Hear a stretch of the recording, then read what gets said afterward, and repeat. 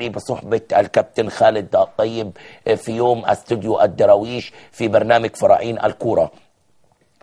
المهندس عادل القيعي في تصريحات خاصة: عفروتو وأمير سعيود ورامي ربيعة هم مستقبل النادي الأهلي.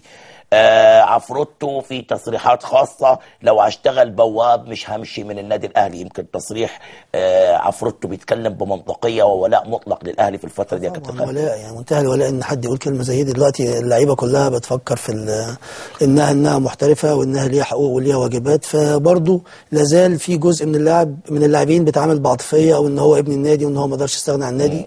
بل بالعكس، على فكرة انت عارف عفروتو رد على تصريحات لوالده. والده كان أطلق تصريحات هامة جدا إن ابنه لن يجلس احتياطيا وإنه قدامه عرض وهيمشي إلى فرنسا. رد عفروتو بالتصريح ده: لو هشتغل بواب مش مشي من الأهلي. أعتقد يعني إن عفروتو صاحب حق تقرير المصير، يعني زي ما بيقول يعني هو اللي يقدر يرد، يعني مش والده. جوزيه يحظر التصريحات الإعلامية و50,000 جنيه للمخالف.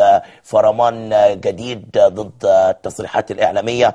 أصدر البرتغالي مانويل جوزيه فرمان بمنع لاعبين من الإدلاء بأي تصريحات صحفية أو تلفزيونية في الوقت الحالي، ومن يخالف العقاب 50,000 جنيه. يعني الكابتن حسام البدري كان عامل 20,000، مانويل جوزيه زودهم 30 ولا حاجة عشان المرتبات زيادة. بس عشان المرتبات عشان الفلوس دي رئيس الاتحاد السعودي: جوزيه غير أمين وكان يفكر في أمور أخرى، في تلميح لي على أنه منذ أن تولى الاتحاد كان في دماغه أنه يرجع للنادي الأهلي.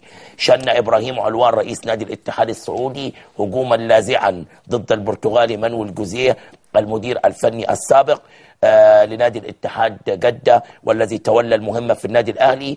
أبرزتها صحيفة الاتحاد الإماراتية.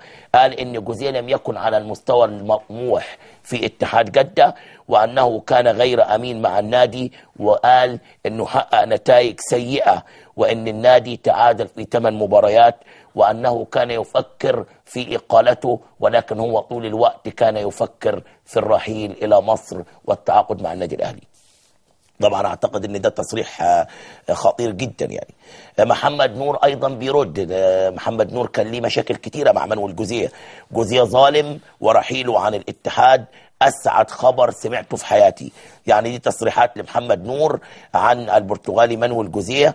هذه التصريحات يعني ايضا انا شايف ان الاتحاد السعودي يعني بيشنوا هجمه شرسة على مانويل جوزيه. يعني بيقول لك أسعد خبر سمعته في حياتي لما قالوا له مانويل جوزيه مشي.